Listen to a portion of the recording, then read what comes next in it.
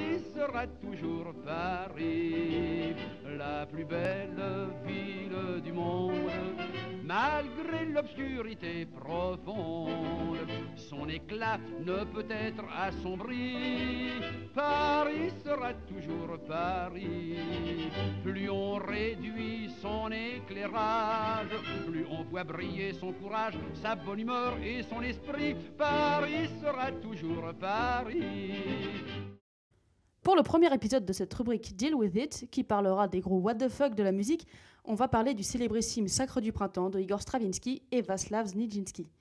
Un ballet donné pour la première fois au Théâtre des Champs-Élysées à Paris le 29 mai 1913. Et ça a fichu un sacré bordel. La police anti-émeute a même dû intervenir. Oui, tout ça pour un ballet. Ah, Paris. Accrochez-vous à vos esgourdes, on est parti.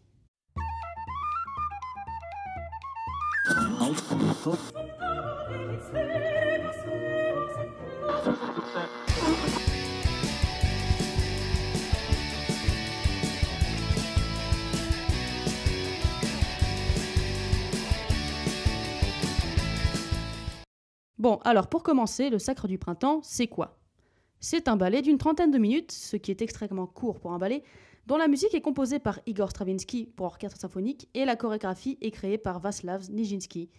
Concrètement, ça ne raconte pas d'histoire précise, mais on a une succession de tableaux divisés en deux parties qui tentent de reproduire des rites d'anciennes tribunes slaves. Dans la première partie, on assiste à une glorification du printemps. Tout le monde est content et danse dans tous les sens. Et puis, dans la deuxième partie, on danse aussi dans tous les sens, mais autour d'une jeune damoiselle qu'on va donner en sacrifice aux dieux. Ouais. Enfin, en tout cas, aucun rapport avec les dinosaures de Fantasia de Disney.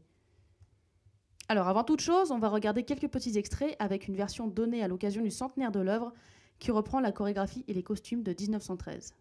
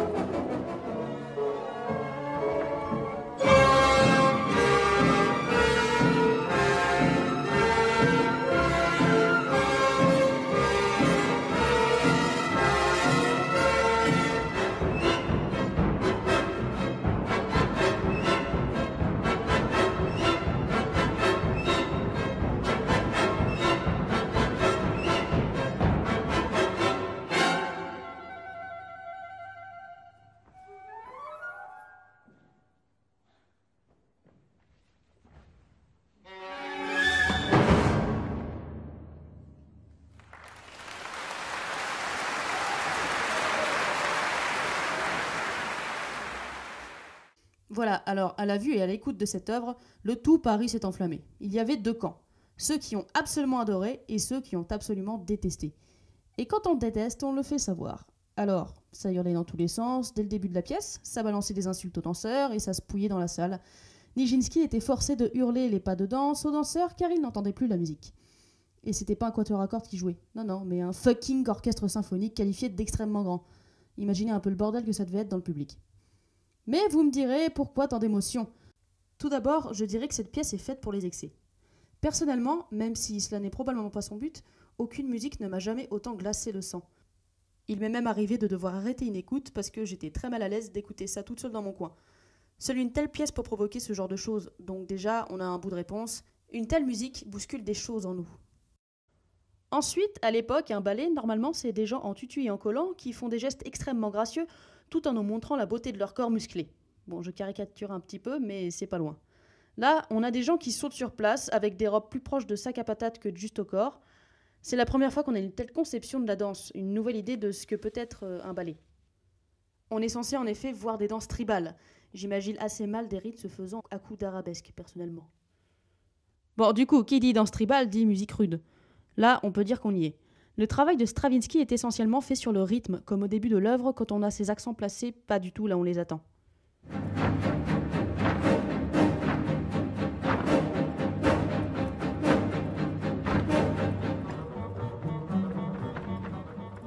À une époque où on est encore dans la belle mélodie avec un bel accompagnement, on est assez loin de vouloir privilégier le rythme avant tout.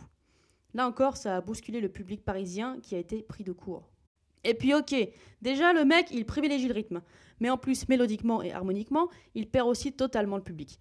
Pour comparaison avec ce qui se faisait à l'époque, voici une pièce créée la même année. C'est un extrait de Jupiter du cycle Les planètes de Gustav Holst.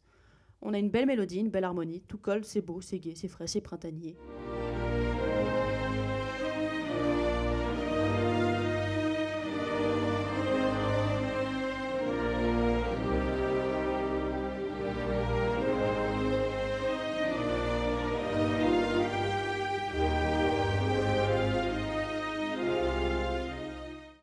Maintenant, je vous remets un autre petit extrait du Sacre.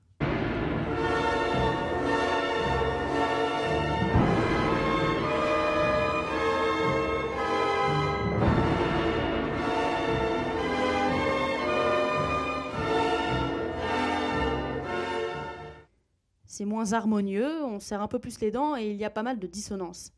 Il y a beaucoup plus de tension. La raison est assez simple. On commençait un peu à tester de nouvelles choses musicalement parlant à cette époque. Et ce cher Igor va mettre en place la polytonalité.